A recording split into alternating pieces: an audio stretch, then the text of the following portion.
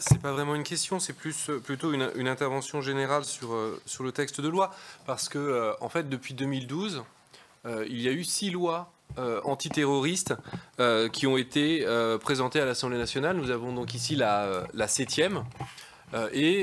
Ça pose quand même une question, parce qu'on sait bien que quand on légifère de manière régulière sur des sujets, c'est qu'on n'aborde pas vraiment les bons problèmes, ou qu'en tout cas, on n'a pas les bons axes d'approche. Et c'est un peu ce que je crains une nouvelle fois avec ce texte, monsieur le rapporteur, monsieur le président.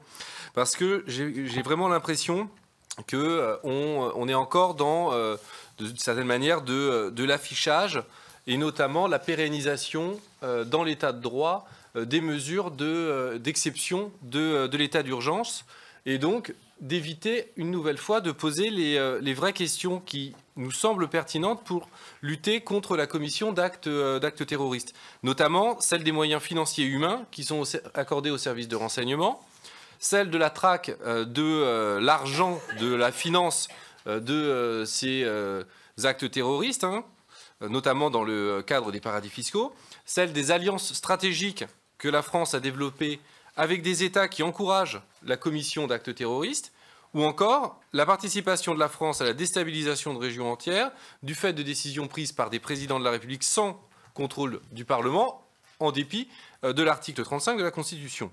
En gros, des mesures d'exception de l'état d'urgence qui n'auront par définition une efficacité largement moindre à partir du moment où elles auront perdu justement leur caractère d'exception, parce qu'à partir du moment où elles ne sont plus exceptionnelles, eh bien évidemment, les personnes qui souhaitent commettre des actes de terrorisme sont en capacité de les contourner, parce qu'ils les connaissent, ils savent face à quoi ils doivent s'affronter.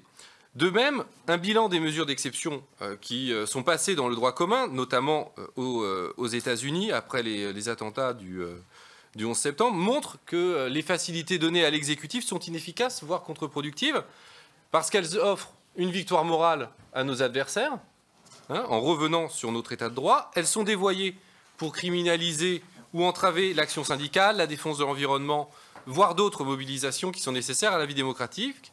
Et je l'ai dit, elles portent atteinte à notre état de droit, parce qu'elles portent atteinte à la vie privée et elles font subir indûment des mesures vexatoires ou tout simplement arbitraires à des citoyens qui ne trouvent plus dans la République la sûreté qu'ils sont en droit d'attendre. Et donc, en fait, la logique générale du texte, c'est la suivante, c'est l'approfondissement de ce que certains appellent déjà une démocrature à propos de pays que nous jugeons d'habitude avec sévérité. Ainsi, le coup d'État social que représentent les ordonnances travail, qui, si nous ne les empêchons pas... Non, mais s'il vous plaît. Merci, Monsieur le Président. Tout à fait.